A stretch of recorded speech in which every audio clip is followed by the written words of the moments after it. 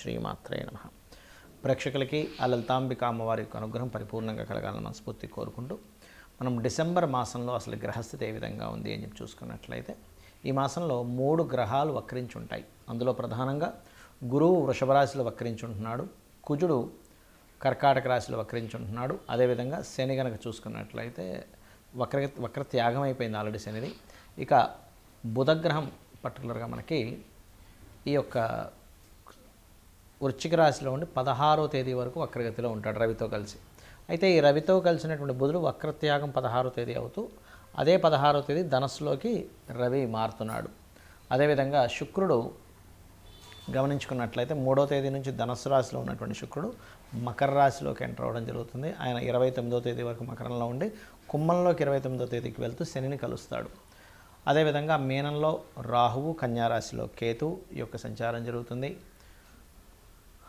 ఇక ఈ యొక్క గ్రహస్థితిని అనుసరించి ద్వాదశ లగ్నాల వారికి మరియు ద్వాదశ రాశుల వారికి లగ్నం తెలిసిన వారు లగ్నం నుంచి చూసుకోవచ్చు, లేదా లగ్నం తెలియని వారు రాశి నుంచి చూసుకోవచ్చు.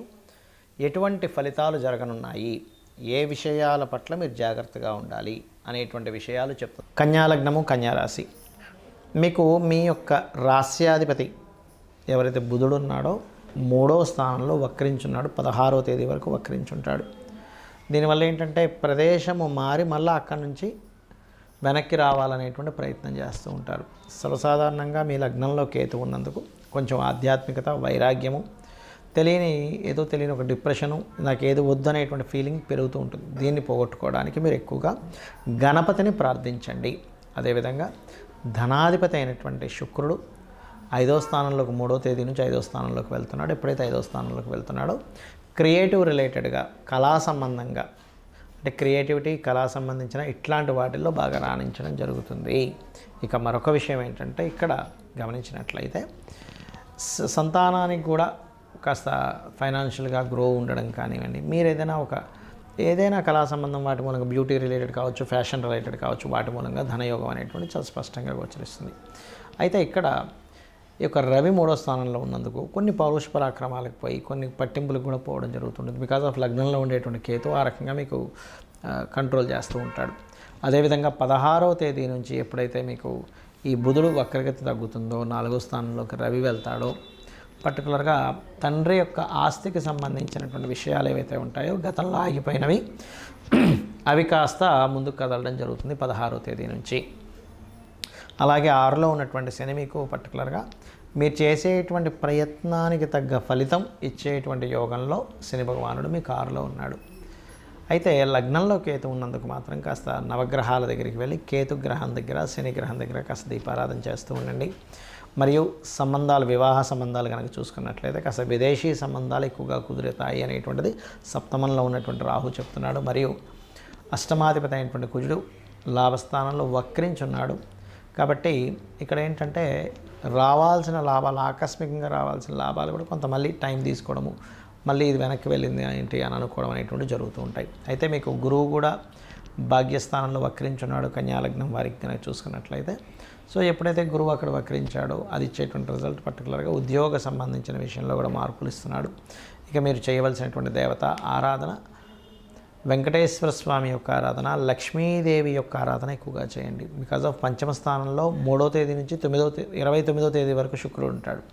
కాబట్టి ఎంత మీరు అమ్మవారి యొక్క ఆరాధన చేస్తూ ఓం శ్రీమాత్రే నమః నామస్మరణ చేయడం, ఉద్యోగ సంబంధించిన విషయంలో కాస్త స్ట్రెస్ అది తగ్గి కొత్త ఉద్యోగాలు రావాలని ప్రయత్నం చేసేటువంటి వారు ప్రధానంగా మీరు నవగ్రహాల్లో గురుగ్రహం దగ్గర, శనిగ్రహం దగ్గర దీపారాధన చేస్తూ ఓం మాణిక్య మకుటాకార జానుద్వయ విరాజితాయై నమః అనే నామస్మరణ చేయండి.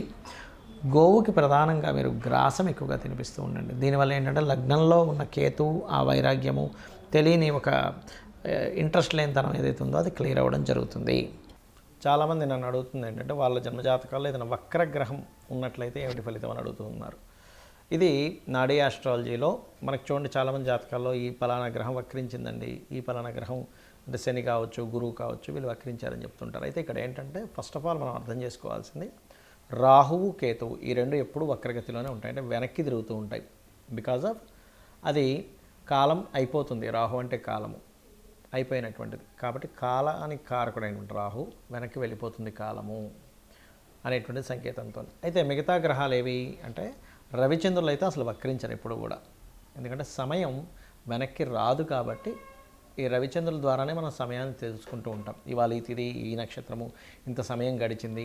రవి నడినెత్తున వస్తే మనకి మధ్యాహ్నం అయిందని, సాయంత్రం అయితే అటు వెస్ట్ వైపు సూర్యుడు కనిపిస్తే సాయంత్రం అవుతుందని మనం తెలుసుకుంటూ ఉంటాం. తిథులను బట్టి చంద్రుడు ఉండేటువంటి ఇది కాబట్టి అది ఎప్పుడు వక్రించమంటే కాలం వెనక్కి తిరిగి రాదు కాబట్టి అవి వక్రించవు ఎప్పుడు కూడా.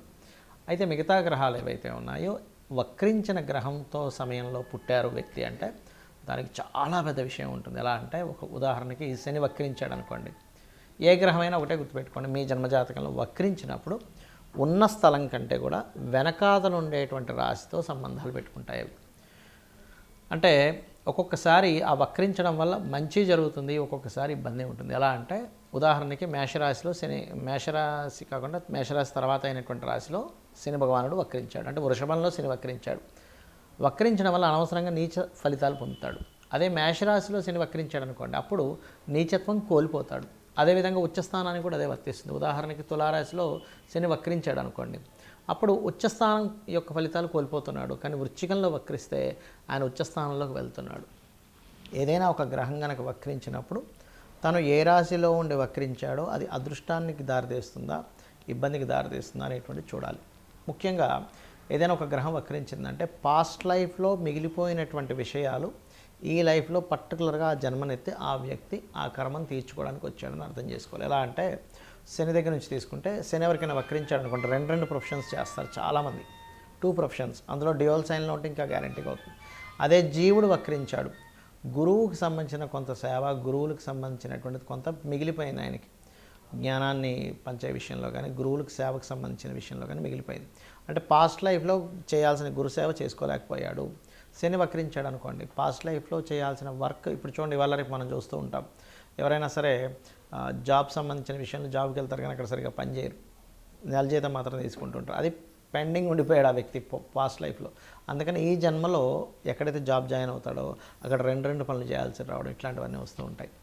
But it's depend on a రాశిలో ఏముందనేటువంటిది. అయితే ఈ వక్రగతి ఉన్నప్పుడు మనం అమ్మో ఏమవుతుందని భయపడాల్సింది లేదు. అక్కడ అసలు అది ఏ యోగాన్ని ఇస్తుంది, ఒక్కోసారి అద్భుతమైన యోగాన్ని ఇస్తుంది, ఒక్కోసారి ఇబ్బందిని ఇస్తుంది. బట్ అది చూసుకోవాలి. అదేవిధంగా శుక్రుడు వక్రించాడు, ఎక్కడుండి వక్రించాడు, సప్తమంలో ఉండి వక్రిస్తే ఏమవుతుందంటే జీవిత భాగస్వామి, వివాహ సంబంధాలు ఇదిగో దగ్గర దాకా వచ్చి వెనక్కి వెళ్తూ ఉంటాయి. అది కంఫర్ట్స్ కావచ్చు, వాహనాలు కావచ్చు, వివాహ సంబంధించిన విషయాలు కావచ్చు, ధన సంబంధించిన విషయాలు కావచ్చు. 3లో ఉండి వక్రించాడు అనుకుంటే 2లోకి వస్తున్నాడు అంటే ఏమిటి, మీడియేటింగ్ ద్వారా డబ్బులు వస్తాయి. అది ఏ భావంలో ఉండి వక్రించాడో చూసుకోవాలి. ఒకవేళ బుధుడు వక్రగతిలో మనిషి జన్మించాడు అనుకోండి, మీరు ప్యూర్లీ మీ యొక్క నాలెడ్జ్ని షేర్ చేయడం కోసం పుట్టారు, గుర్తుపెట్టుకోండి. అలా షేర్ చేస్తేనే ఈ జన్మ మీకు కంప్లీట్ అవుతుంది. అలా ఒక్కొక్క గ్రహము వక్రించినప్పుడు ఒక్కొక్క ఇది ఉంటుంది. కుజుడు వక్రించాడు, కుజుడు అంటే దేనికి కారకుడు, భూములకు కారకుడు.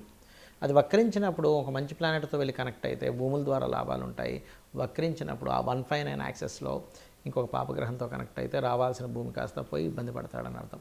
సో దానికి ఏం చేయాలంటే వక్రించిన గ్రహాన్ని మనం చూసినప్పుడు అది వెళ్ళి ఏ గ్రహాలతో కంజంక్ట్ అవుతుంది, ఏ గ్రహాలతో చూడబడుతుందో తెలుసుకొని దానికి సంబంధించిన రెమెడీ చేసుకుంటే ఈ వక్రగతి ఒకవేళ ఇబ్బందికరంగా ఉంటే ఆ ఇబ్బందికరమైన పరిస్థితులు తగ్గుతాయి.